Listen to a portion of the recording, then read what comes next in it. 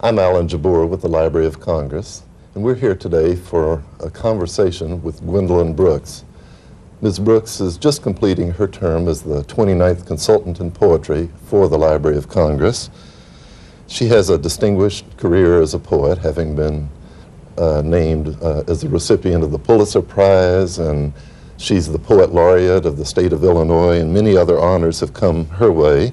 It's an honor for us to have her here today to talk with her.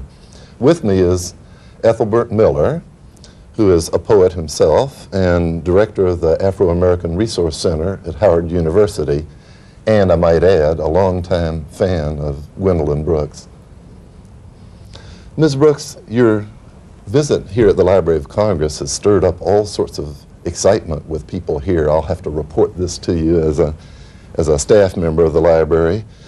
Everybody has been tremendously enthusiastic about the way you've thrown yourself into the task of being consultant in poetry, and particularly I keep hearing stories about how you always find time to talk to anybody who comes and to write them letters. Even with children, or perhaps especially with children, you seem to take time out to work with them. Have you always been that way with children? Yes, I do enjoy working with children and talking with them. They're amazing. I had about 30 children in this very poetry room about a week ago, and what a time we had. They talked about not just poetry, but about their grandmothers, about beer, about pizza, and about hair. But when I came here, I thought that's what I was supposed to do, to share my feelings about poetry with anyone who was interested. Well, you would have an honor in terms of winning the Pulitzer, and you won it when I think you were 33, which is, I guess, as a writer, would be very young in terms of winning that type of award. Was there any sort of jealousy from some of your peers in terms of, here it is, all of a sudden you win the Pulitzer Prize at 33? 32. 32, If there was, they didn't tell me. And I was too excited and happy to be looking for any such evidences. My friends were seemingly very proud and happy. It was something that hadn't happened to a black before, so they were glad on that score. We had a lot of celebrations, I remember. How did you hear about it? Because it's always a thing in terms of the person being notified. How did you hear about it? Where were you when you heard you had won the Pulitzer Prize? I was in a house at 9134 Wentworth, and the lights were out. That's been told many times by now. We hadn't paid the electric bill, so there was no electricity. And it was dusk, so it was dark in the house. My son was 9 at the time.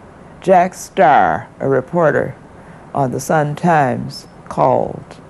He is now associated with Chicago magazine, was one of the editors, senior editor, till just recently. So he said, do you know that you have won the Pulitzer Prize?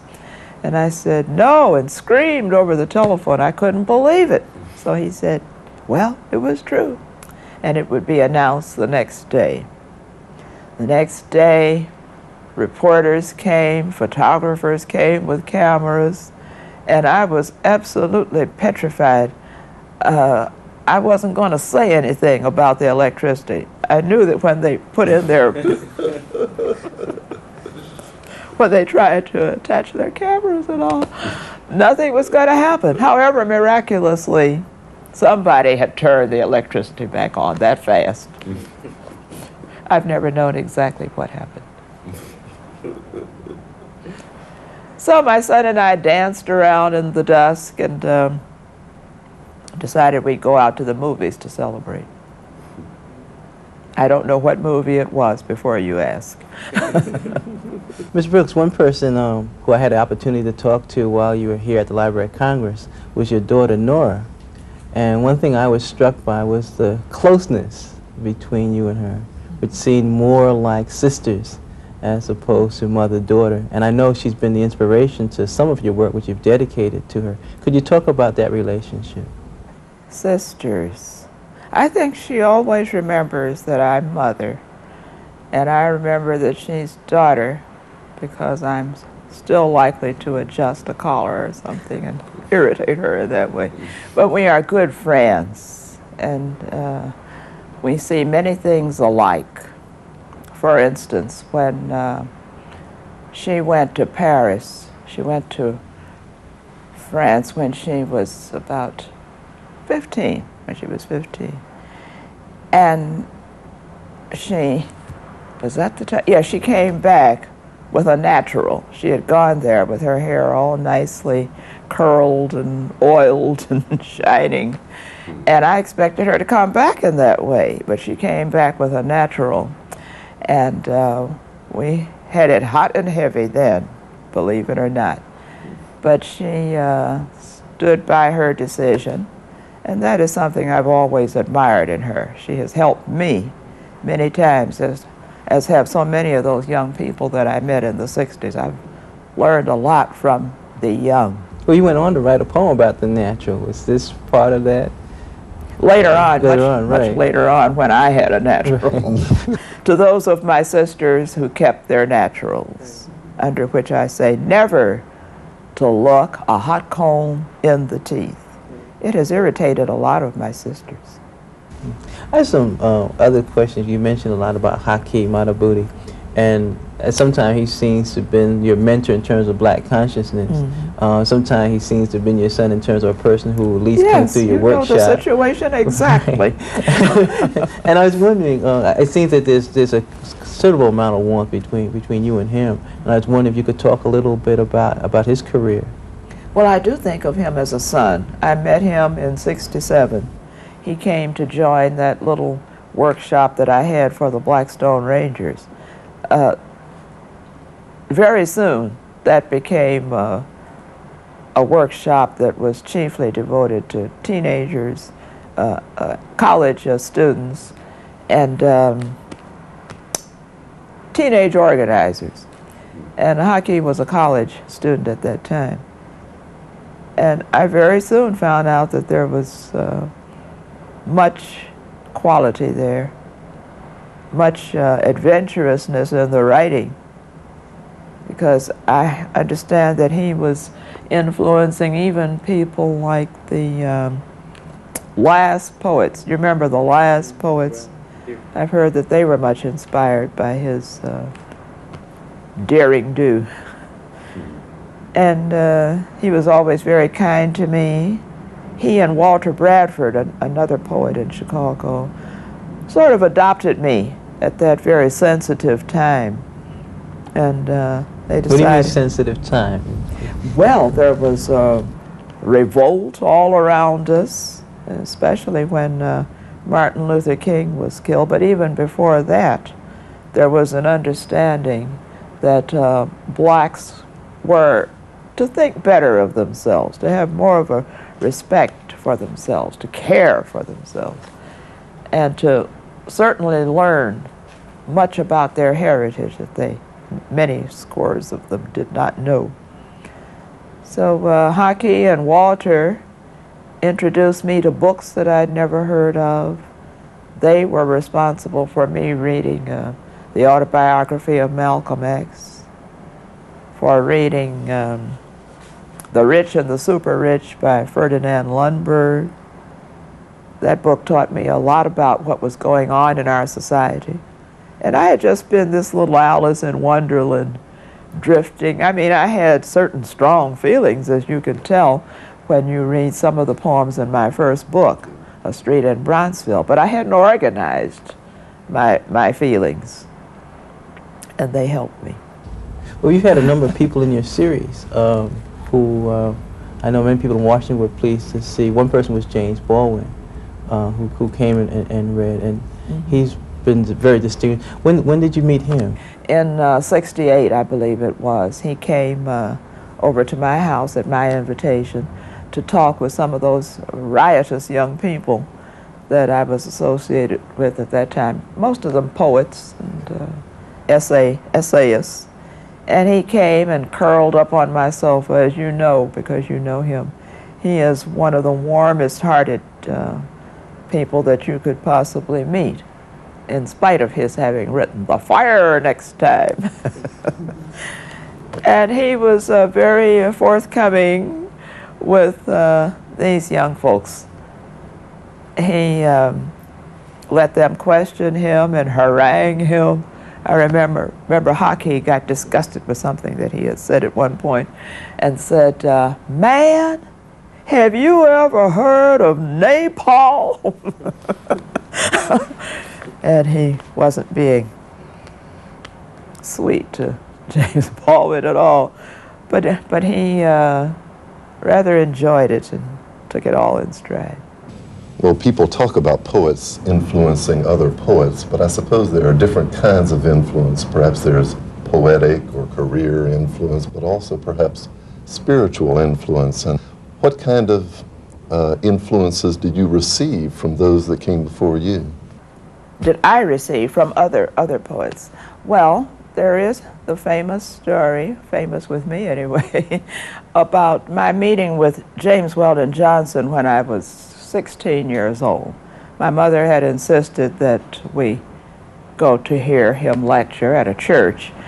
And after the lecture, she insisted that we go up and talk with him. And I was scared to death, much as Ethelbert has been with, as he reports, with his cohorts and models. But I said, "How do you do?" And my mother said, "This is Gwendolyn Brooks. She is the one who wrote you all those letters." So he said, "I get so many of them, you know." Which was perfectly reasonable, but of course it kind of chilled us a bit. Shortly after that, we went to another church to hear our own church, Metropolitan Community Center in Chicago, to hear Langston Hughes, and he was entirely different. He, this time my mother had armed me with manuscripts, and she insisted that I take these to Langston, and he stood right there and read them and said something like, "You're talented, keep writing. Someday you'll have a book published." That did mean a lot to a 16-year-old girl. Well, and I dare say you provide the same sort of moral or spiritual inspiration to other younger poets, and you may not have personally made their career, but maybe you were there at that magic moment. Well, you never know what is the magic moment.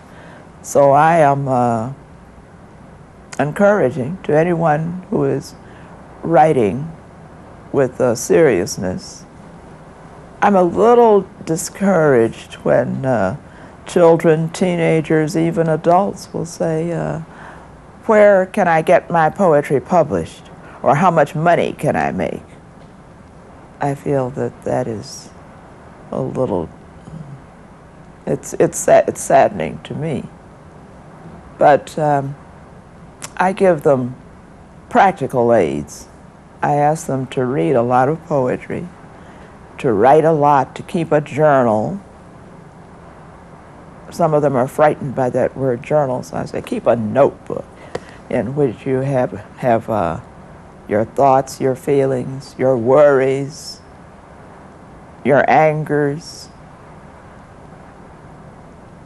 Do you feel that it's a sort of a burden or a responsibility at this stage in your career to speak to other poets or to speak for the black community or for Chicagoans or anything like that? To what degree, I was thinking of the Pulitzer, and I was wondering to what degree all these awards and successes create a feeling of responsibility to others?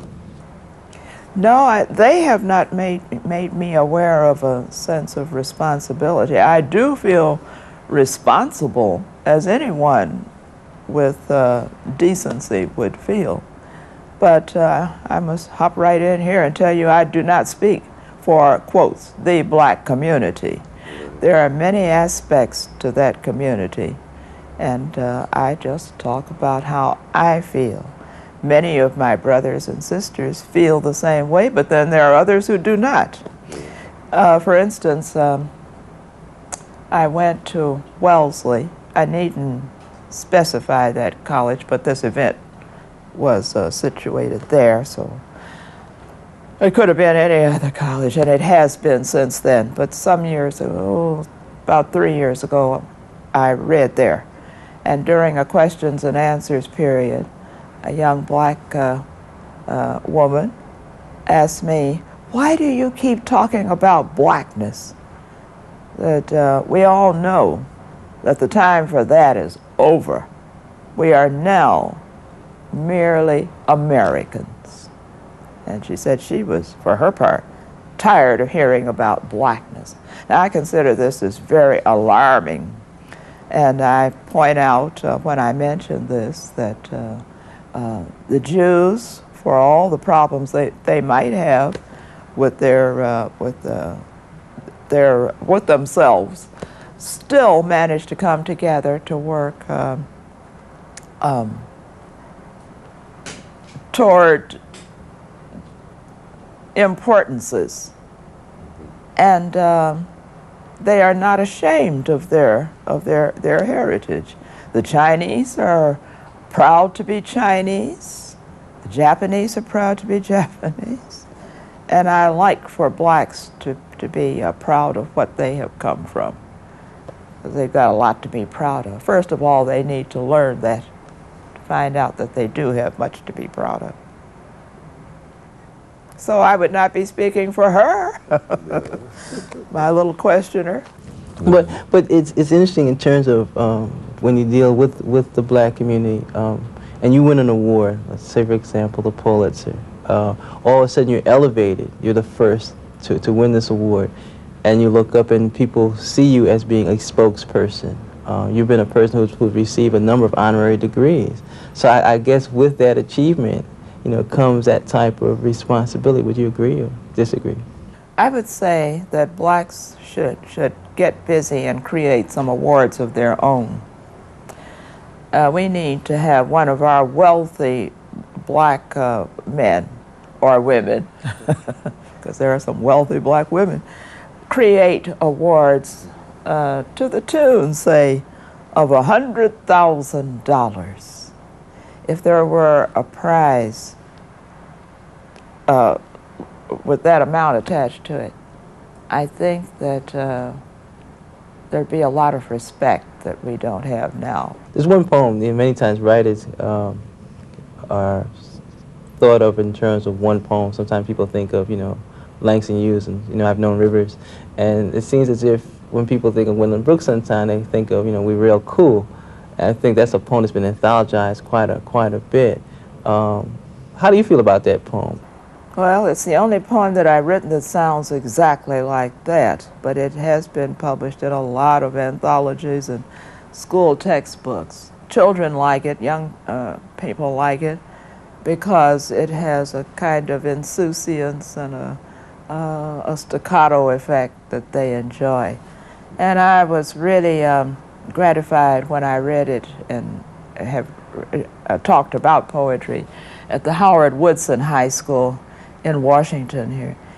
And young people, boys, that first time, because I've gone back and they've done it again, and with girls in the mixture, jumped up from all over the large room, the library, chanting that poem, snapping their fingers rhythmically. And I love that. If you want to have a little background on the poem, I wrote it because I was passing by a pool hall in my neighborhood in Chicago one afternoon, And I saw, well, as I said in the poem, 7 boys shooting pool. And I wondered how they felt about themselves. And I decided that they felt they were not quite valid, that they certainly were insecure, they were not cherished by the society. And therefore, they would feel that they should, well, spit in the face of the establishment. I use the month of June as a symbol, an establishment symbol, whereas the rest of us love and respect June and wait for it to come so we can enjoy it. They would jazz June, as I said in the book, derange it, scratch in it, do anything that would annoy the establishment. Could I get you to recite that poem? I'd love to hear the way you read it and accent it.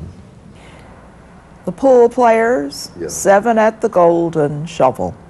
We real cool, we left school, we lurk light, we strike straight, we sing sin, we thin gin, we jazz June, we die soon.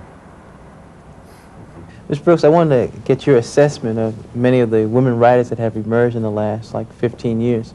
And I wanted you to talk about that in relationship to people like Margaret Danner and May Miller, Margaret Walker, some of the earlier black women writers, in terms of what they were focusing on and what many recent black women writers have been writing about. Well, I think all of them had many ideas and convictions in common. They were all concerned about race matters. Margaret Walker, perhaps most socially oriented. And you wanted me to mention people of today? Well, mention something about Margaret Danner, because people forget about her. Yes, Margaret Danner. Did you happen to know her? I met her maybe twice. She and I were very close friends in the 40s. Just before my first book was published, which was in 45, we had long conversations about poetic technique. We would read lots and lots of poetry and talk about it most seriously. And Margaret belonged with me to a little group that was called the Poetry Class. It was organized by Inez Cunningham Stark, she was then. She later moved to Washington and married an ornithologist named Rudyard Bolton. But back in Chicago, she started this class for young blacks on the South Side. And to it came Margaret Danner, and she was, at that time, very inexperienced in writing poetry. She hadn't been writing very long, I believe. And her work had a lot of cliches in it. She was our great success story because she became the most technically astute of all that group of, say, maybe about 12 people. And, well, I don't believe she ever did get her due in attention. And looking at her and yourself and looking at, say, the Alice Walkers and the Enzazaki Shanges, and you see their careers as being different or their work being different? Yes, their careers are sassier. And they are very interested in manner, more so, I believe, than the ones that you just asked me about were back in the 40s. I'm very proud of what they're able to do with language, and they're admired everywhere I go. Has Gwendolyn Brooks been influenced by the women's movement in this country? I'm very glad that women are speaking out for themselves. I felt that there was a danger there for black women in earlier times. I hope that that time is over. But I would often take part in panel discussions with some of the, as they were called then, women's livers. Not great people like Gloria Steinem or Betty Friedan, but others who were quite hot on the subject. And they, many of them, hated men, hated their own men, hated any men. And I felt that that was a trap that black women must not fall into, because we are lost without the understanding that if we don't pull together, well, we won't be here to pull it all. You have a term which you coined, which I thought was so funny, literary hair straightening. You used this expression. Have I? Right. And I kind of like it. It's right. It's in the interview that you did with Claudia Tate in her book. Oh. Black Women Writers at Work, and you talk about the whole thing of writers, black writers, almost removing the blackness in their work to make it fit more in terms of white literature. Yeah. And I was wondering, in terms of the future of black writers, you know, which way do they go in terms of being successful in communicating with their audience? Well, that in itself was a bounce back to, say, the 40s and the early 50s. So I would hope that we could avoid zeroing in on our past and would really see that there is some richness to be dealt with. There are many, many stories that need to be told about blacks. Real love stories involving all ages. There is a wonderful script that is to be aired in the fall. It was written by William Branch. The dialogue was written by William Branch. He teaches at Cornell, and I got to see there this half-hour show called A Letter from Booker T. And the stars are Ruby Dee and Ossie Davis. And it is one of the most sensitive and nuanceful pieces I have ever seen. It has humor that one of you mentioned. Humor is important because it's part of life. It has wit and mischief and love. And all of these items are part of black life, and I would like to see them stressed in our art.